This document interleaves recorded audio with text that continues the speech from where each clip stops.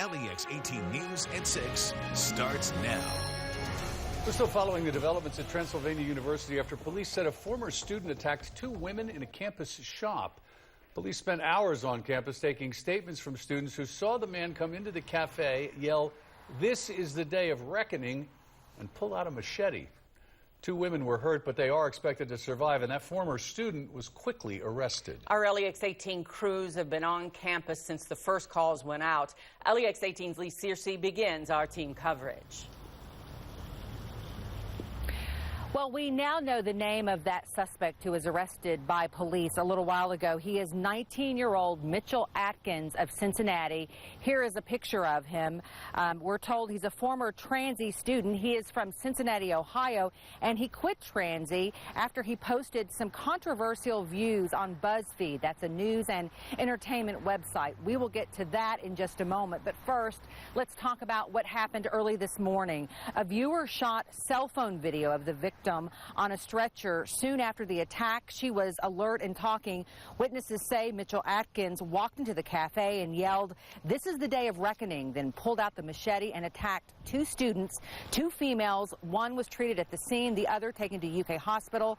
Police say she is going to be okay, but is obviously traumatized by what happened. Transy canceled classes for the day, and counselors have been here to help students and staff. Police say Transy police officers were on top of it and tackled Atkins immediately. We're told he went to Transy at one time, as we said, but is no longer a student here. People with Transylvania connections say he left school after getting negative reaction from fellow students about his conservative views. Police won't talk about a motive, but they did credit campus police and Transy students for their quick thinking this morning.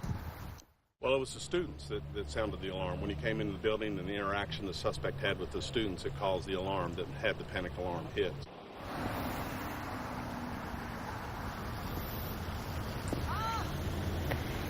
And again, this is a Facebook picture of that suspect. He is 19-year-old Mitchell Atkins. We found a posting that he shared on BuzzFeed after he apparently quit Transy. He apparently felt ganged up on by students after expressing some of his conservative views. I'm going to read you a little bit of what he wrote. Quote, "It's been 4 months since I've dropped out of this college. The constant bullying and lack of friends drove me to an overdose, a trip to the hospital, and 2 trips to a mental hospital." He goes on to say, "The constant thought of knowing I'd never fit in was just too much for me to bear." So we may have been dealing with a troubled young man here. Again, he is charged and certainly has not been convicted of any crime. We will get more on this story coming up tonight at 11 and 7 o'clock. But first, our Kelsey Borza actually talked to a man who saw Mitchell Atkins walk into that campus cafe, and she is here live with those details. Lee, that's right. Yeah, I talked to the Transylvania student this morning, just shortly after the attack, and he tells me he actually encountered the man before he went into the coffee shop. He says he was walking through the parking lot on the way to the coffee shop, and he saw the man get out of his truck, and he said he appeared to be a handyman or some sort of contractor, and he was carrying what looked like a tool bag. Well, he said they both made it to the coffee shop together, and he opened up the door and let him in. He says at that point he set down his bag, pulled out the machete, slammed it on the table, and then he started asking people questions.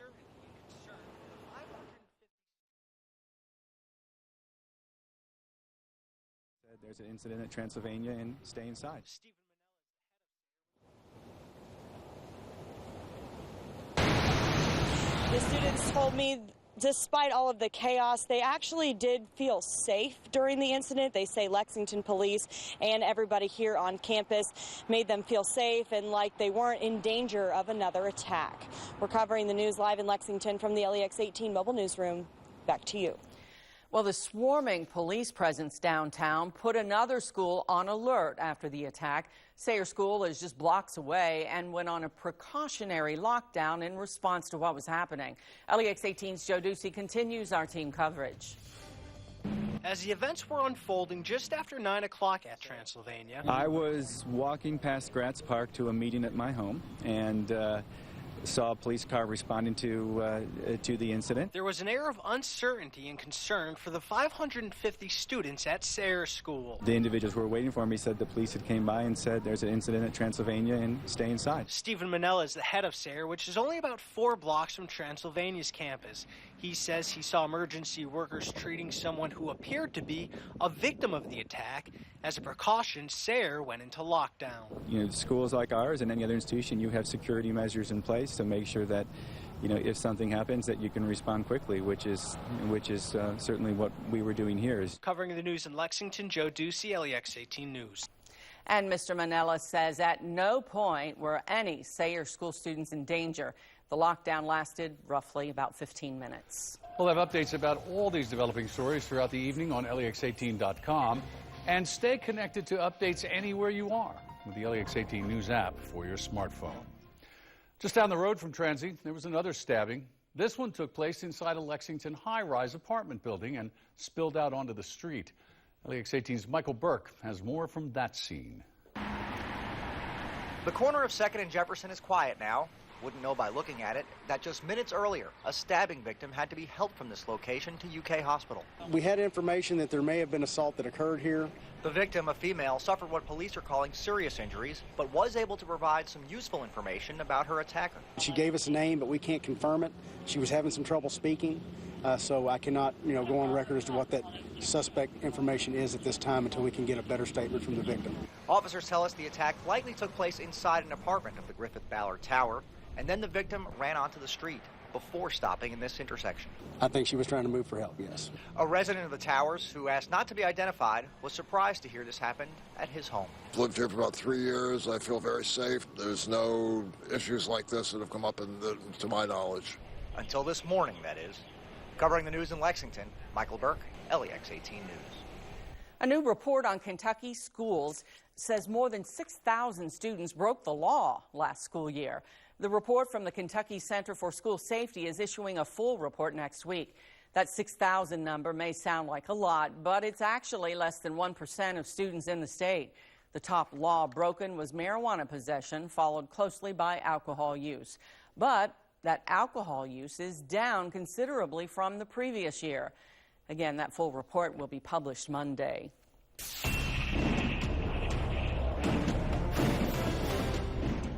Threat index is at 2. Before we get into all that, I want to show you a picture from Keeneland. Now, we use our WeatherBug cameras to help us tell the story. Now, this is also the final, I might have just seen the final race go off here at Keeneland. But you notice the clouds. There's not a lot of vertical development. You're not seeing these towering cumulus clouds yet. Reason being is aloft, we have what's called a cap. There's a layer of warm air. We've got showers trying to get going. They hit that cap, and they aren't able to continue growing, and so they end up dying out in place. So, again, our WeatherBug camera is helping with that. Plus, you get a good picture of the last minutes there of the spring meet of Keeneland. But our threat index is at 2. By our definitions, it's because there is a tornado watch threat. So it's actually a stage before the tornado watch. Beyond that, we also have a threat for flooding tonight, especially north of I-64. So again, it's the north half of the area, but if the severe weather gets going, wind, large hail, all are going to be possibilities. And the Storm Prediction Center, from I-75 back to the west, has the enhanced risk. That's the stage 2 of their severe weather threat. Our Max Track Live Doppler, there really isn't much going on at this point. That cap is keeping things down, although showers trying to get going right now pretty close to Frankfurt. The bigger storms sit back in Illinois and Indiana. There is a flood watch that is in effect mainly north of I-64 for tonight and tomorrow. So there's a lot of stuff going on. There's a lot of potential there. We're going to talk about that and a summery weekend. We'll have that for you in a couple of minutes. All right, Bill, we'll see you then. Here's an update to a big story we've been following for months. A rape suspect who was once on the FBI's most wanted list was in a Montgomery County courtroom this morning. Police in Michigan had to bring Ronald Triplett back to face a rape charge in Mount Sterling last summer. Now the Mount Sterling Advocate is reporting another woman has come forward saying Triplett assaulted her too. Triplett was on the FBI's 10 most wanted list back in the 80s for kidnapping a couple in New Mexico and raping a woman. He's been in jail since he was brought to Montgomery County and a judge refused to lower his bond. The unexpected death of a Lexington high school student this week has touched many people across our city. And as the healing process is just beginning, other high school students are doing what they can to show support to the Dunbar community. LEX 18's Angie Bevan reports. This banner with 15-year-old Star Ifacho's name on it and dozens of cards came from Lexington Catholic students who spent part of yesterday making the poster and writing the meaningful notes. So we just wanted to give word, give encouragement, give hope to his family and to the school. School chaplain Father Norman Fisher took everything to Dunbar this morning. That's where Starr, a sophomore basketball player, was participating in open gym Wednesday when he collapsed and died suddenly. It's hard to say this, but it's encouraging to get those things and know that other people are thinking about you. Dunbar Athletic Director Donna Martin says this outpouring of support speaks volumes. I just think it brings the entire community together and just shows what a great kid he was. Even though you can compete on a basketball court or on a field, that there are things that are more important. A strong message from one high school community to another. Young people usually put a lot of meaning in what they do and experience, and so for us to come together was a powerful reminder of when one is low, we all can come together and lift each other up. Covering the news in Lexington, Angie Bevan, LEX 18 News. One of the most prestigious equestrian competitions in the world is happening right here in Lexington. Riders notice them all over are at the Kentucky Horse Park. Get a look inside the world-famous Rolex 3-day event. Next on LEX 18 News at 6. One of the most prestigious events in the equestrian world is happening right in our backyard. The Rolex 3-day event kicked off yesterday at the Kentucky Horse Park, and visitors from around the globe are here taking advantage of the entertainment, tailgating, even shopping. As LEX 18's Claire Crouch reports, this year it has a bit of a regal flair. Known by fans as the best weekend all year, the Rolex 3-day event is officially off and galloping, and big crowds are expected all weekend to come out and watch the star-studded lineup, including a member of Britain's royal family. The Rolex 3-day event is one of the world's most prestigious equestrian competitions. Riders from 9 countries are represented, including Zara Tyndall, granddaughter of Queen Elizabeth, and U.S. Olympians Philip Dutton and Boyd Martin. The fans flocking to the horse park are just as diverse. Visitors from all over the globe have descended upon the bluegrass to take advantage of world-class riding and southern hospitality. Absolutely love it. I would have to say some of the friendliest people I've ever met anywhere. I've been all through Europe, and we just love your accent. For me, it's the experience. You know, I just love to watch the riders from all over the world, and people don't understand that the horses themselves are athletes, and they're just amazing. And the event runs through Sunday of this weekend, and if you can't make it out here to the horse park, the 3-day event will air in its entirety on May 7th, right here on LEX 18. For now, we're covering the news in Lexington from the LEX 18 mobile newsroom. Back to you. A group of Louisville singers who made it big on America's Got Talent will open up next week's Pegasus Parade. Oh, the sun shines bright on my old Kentucky home. Lincoln Bridge, and they are so good, will also be the honorary grand marshals for the parade on Thursday. The 62nd annual parade will march through Louisville that evening as part of several Kentucky Derby celebrations before the race that you can see right here on LEX 18 a week from tomorrow. They are fabulous. That sounded so great. If you haven't seen that whole video of My Old Kentucky Home, find it. It is just spectacular. We aren't even worrying about Derby weather yet because we have some concerns for this evening. Your LEX 18 Storm Tracker forecast is next.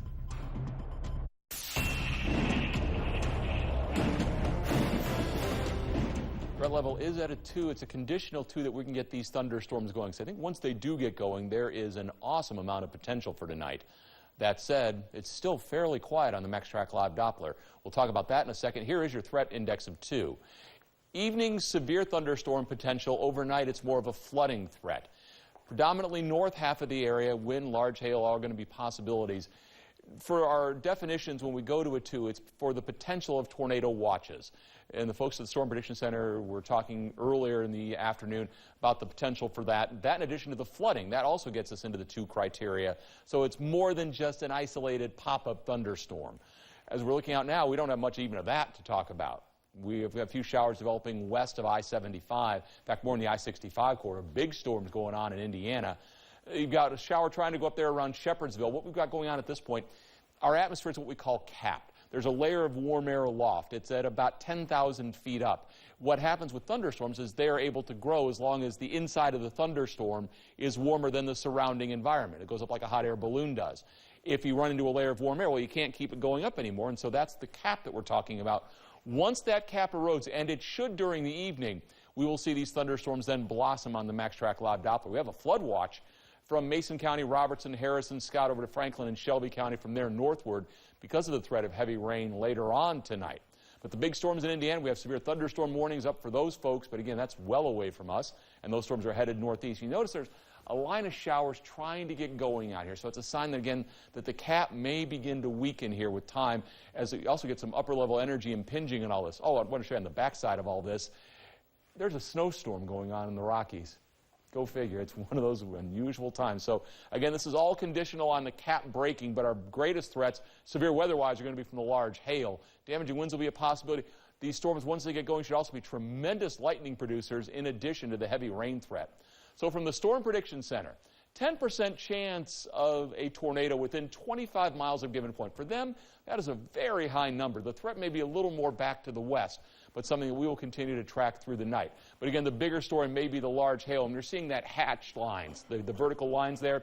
That's a 10% chance within that area of hail hen-sized egg or larger within 25 miles of a point. And again, you can follow the storm development. Again, your evening, go out by your business. Do what you need to do during the evening hours, but have an information source like the Storm Tracker app, where you do have the Max Track Doppler and access to all the watches and warnings as they come out. Your rain this weekend is both early, that would be Saturday morning, and late Sunday night, but most of your weekend is looking good. It's this warm front that is causing the havoc at this point. As it continues through the evening, shower and thunderstorm development should begin to blossom along and near that front. As we continue into the overnight hours, corridors of heavy rain should pass one after the other, and that is going to be your flash flooding threat. During the day tomorrow, we get into the warm sector, and it gets summery. Threat index at 2 for the evening hours. Thunderstorms are likely, strong severe storm possible. We're in the mid-60s. Threat index goes back to 0 tomorrow as the rain ends. Partly sunny and hot. Rain comes back, looks like Sunday night. So the vast majority of your weekend should be fine. And again, with temperatures in the mid-80s, will not be happening Derby Day, as we do look significantly cooler. Yeah, well, the office will be manned all night over there. We shall be, yep. Okay, thanks, Bill. Well, Churchill Downs was certainly busy this morning with the Derby contenders getting in their final workouts. But there was one here at Keeneland that also did the same. A closer look at IRAP and his trainer, Doug O'Neill, next in LEX 18 Sports.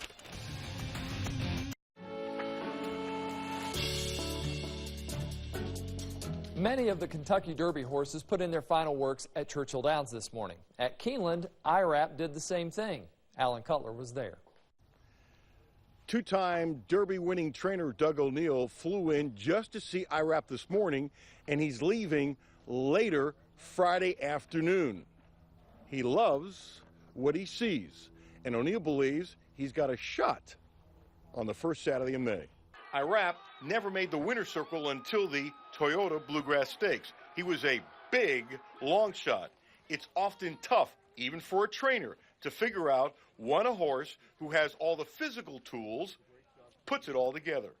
Was just always kind of a little bit mentally immature, and I really I think his win in the Bluegrass has kind of moved him way forward on confidence, and it sure has made all of us around the barn treat him with a lot more confidence, if you will, but he's just doing super. And Nyquist is still unbeaten. He has won the Kentucky Derby. O'Neill has won the Derby with I'll Have Another and Nyquist. Doing that changes everything about his job. More enjoyable, if that's possible. Everything just seems a little slower, and you can just enjoy it more and not maybe be as overwhelmed as you can be the first couple of times you're here. So it's exciting. When IRAP was purchased, the thought was, as with all of Paul Redden's horses, that this might be their Derby horse. But it doesn't always work out. And about 8 weeks ago, no one inside the barn thought that IRAP was going to make the Derby. He has, and there are a lot of smiles in O'Neill's camp. Alan Cutler, LEX 18 Sports. Thank you, Alan. Churchill Downs was as busy as New Circle during rush hour this morning, with contenders trying to get their final workouts in before rain hits tonight. Always Dreaming had the best time of the day of 35 total workouts at 5 furlongs. The Florida Derby winner is trained by Todd Pletcher. Then this is File of Classic Empire, but the Kentucky Derby favorite got up really early and worked in company with stablemate and another Derby contender, State of Honor. Afterward, trainer Mark Cassey said, "His work gave me chills. Now it's a waiting game." The University of Kentucky is adding more benchback seats into Commonwealth Stadium with the goal of all seats to have them. Almost 6,000 seats in the South upper level are next in line for the coming season. LEX 18 News will be right back.